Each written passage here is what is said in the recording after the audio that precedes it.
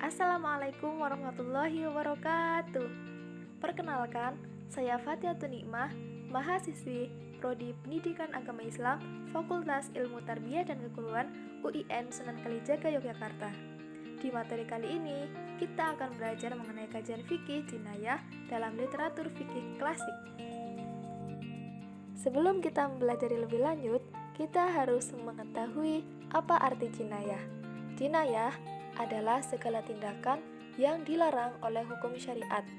Perbuatan yang dilarang ialah setiap perbuatan yang dilarang oleh syariat dan harus dihindari karena perbuatan itu menimbulkan bahaya yang nyata terhadap agama, jiwa, akal, harga diri, dan harta benda. Antara jinayah dan jiromah itu diartikan sama karena sama-sama melakukan pelanggaran terhadap hak Allah atau larangan Allah. Namun, kebanyakan ulama menggunakan istilah jinayah ini untuk perbuatan-perbuatan atau tindak pidana. Akan tetapi, kebanyakan fuqaha memakai kata-kata jinayah hanya untuk perbuatan yang mengenai jiwa atau anggota badan saja, seperti membunuh, memukul, menggugurkan kandungan, dan sebagainya. Jarimah itu sebenarnya ada banyak macam. Namun, jika dilihat dari segi berat ringannya hukuman, jarimah dapat dibagi menjadi 3, yaitu jarimah qisas atau diyat, jarimah hudud, dan jarimah ta'zir. Mari kita pelajari satu persatu. Yang pertama, jarimah qisas dan diyat, yaitu jarimah yang diancam dengan hukuman qisas atau diyat. Baik qisas maupun diyat, keduanya adalah hukuman yang sudah ditentukan oleh syara. Hukuman berupa qisas adalah hukuman yang setimpal dengan apa yang ia perbuat. Misalnya, ada fulan membunuh fulanah. Nah, si fulan itu melakukan kegiatan tersebut secara sengaja. Berarti dalam hukumannya ia mendapat hukuman qisas, yaitu dibunuh juga. Maka si fulan berhak untuk dibunuh sampai meninggal. Terus untuk hukuman berupa diyat itu seperti membayar denda. Contohnya memberikan 40.000 ekor unta atau memerdekakan budak atau yang lainnya. Hal ini dilakukan sebagai bentuk kifarot atau tebusan, yang mana karena ia telah melakukan atau melanggar suatu larangan Allah. Nah, untuk lebih jelasnya lagi, mari kita pelajari tentang macam-macam jarimah qisas. Jarimah qisas dan diyat ini sebenarnya ada 2 macam, yaitu pembunuhan dan penganiayaan. Namun apabila diperluas, maka ada 5 macam, yaitu yang pertama, pembunuhan sengaja. Contoh pembunuhan sengaja yaitu korban yang dibunuh adalah manusia hidup. Kematian adalah hasil dari perbuatan pelaku. Pelaku tersebut menghendaki terjadinya kematian. Adapun bentuk hukumannya, bahwa pembunuhan sengaja dalam syariat Islam diancam dengan beberapa macam hukuman. Sebagian merupakan hukuman pokok dan pengganti, dan sebagian merupakan hukuman tambahan. Hukuman pokok untuk pembunuhan sengaja adalah qisas dan kifarot, sedangkan penggantinya adalah diyat dan ta'zir.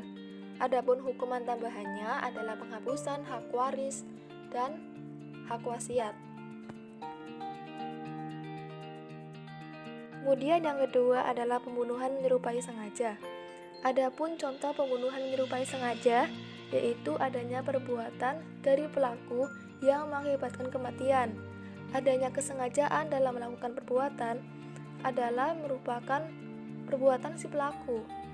Kemudian, pembunuhan menyerupai sengaja ini dalam hukum Islam diancam dengan beberapa hukuman, sebagian hukuman pokok, sebagian pengganti, dan sebagian hukuman tambahan. Hukuman pokok untuk tindakan pidana pembunuhan menyerupai sengaja, yaitu ada 2 macam, diyat dan kifarot. Sedangkan hukuman pengganti yaitu ta'zir.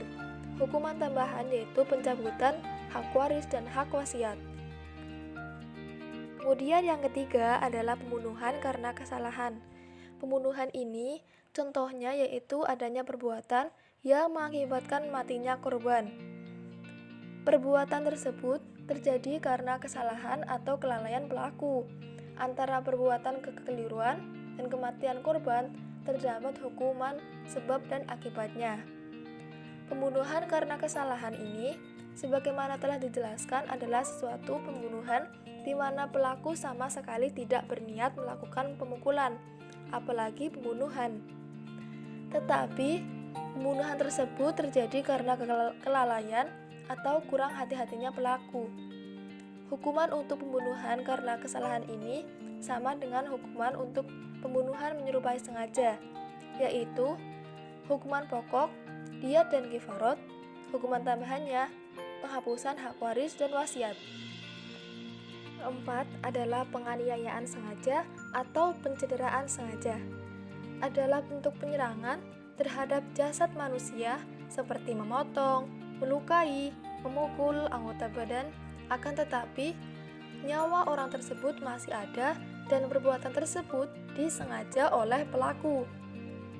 Hukumannya terbagi menjadi 4 kategori. Yang pertama, pencederaan anggota hingga terputus adalah dengan kisos atau membayar diat dan takzir. Yang kedua, pencederaan anggota hingga hilang kemanfaatannya, yaitu dengan memberi diat atau ganti rugi. Kemudian yang ketiga, pencederaan luka kepada selain kepala, yakni dengan kisos atau ganti rugi atau keadilan. Kemudian yang keempat, pencederaan luka kepada wajah atau kepala, yaitu dengan kisos atau ganti rugi atau keadilan. Kemudian yang terakhir adalah penganiayaan tidak disengaja atau pencederaan tidak sengaja, yakni pelaku berniat untuk melakukan kegiatan tersebut tetapi tidak berniat untuk memusuhi korban. Sebagai contoh, batu yang diletakkan di jendela. Tanpa sengaja, batu tersebut jatuh dan terkena kepala. Makna dari kata tidak disengaja adalah tidak menggunakan senjata tajam. Jadi, konsep perbedaan antara yang disengaja dengan yang tidak disengaja adalah pada alat pukulnya. Adapun hukuman penganiayaan tidak sengaja adalah dengan diat sempurna atau al-ash, yakni lebih kurang atau lebih sedikit daripada diat. Yang selanjutnya adalah jarimah hudud. Jarimah hudud adalah jarimah yang diancam dengan hukuman had. Pengertian hukuman had adalah hukuman yang telah ditentukan oleh syara. Hudud ini ada 7 macam, yaitu yang pertama, jarimah zina. Zina yaitu persetubuhan yang dilakukan oleh seorang mukallaf atau balik dengan tidak terpaksa tahu keharamannya terhadap kemaluan wanita, dan dia tidak punya hak kepemilikan atau yang menyerupainya. Zina dibedakan menjadi 2, yaitu untuk orang yang muhson dan bukan muhson. Orang yang muhson adalah orang yang sudah menikah, sedangkan yang bukan muhson adalah orang yang belum menikah. Contohnya, remaja dan dewasa. Muhson berzina, maka ia dirajam dengan batu sampai mati, dan sebelumnya tidak perlu dicambuk dahulu.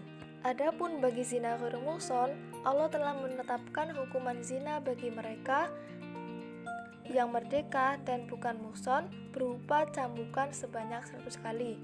Dan bagi budak laki-laki dan perempuan, hukuman zinanya adalah 50 kali cambukan.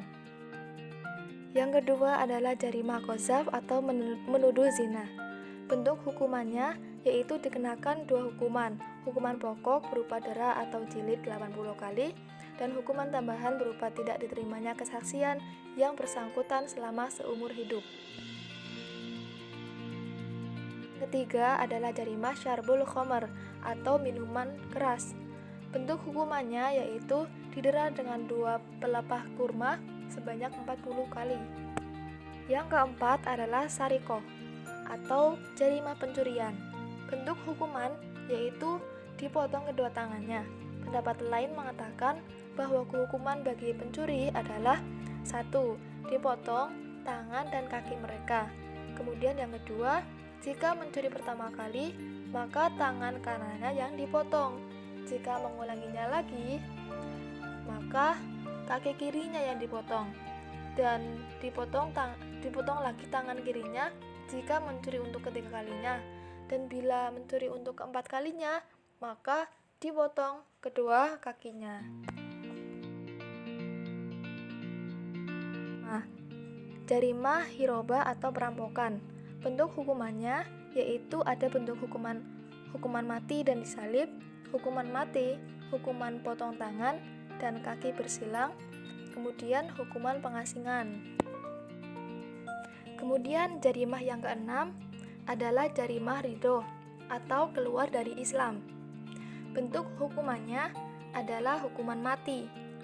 Ada perbedaan riwayat dari Umar tentang hukuman orang murtad jika masih terus dalam kekafiran, yaitu dalam sebuah riwayat orang murtad dan demikian hukumnya dibunuh.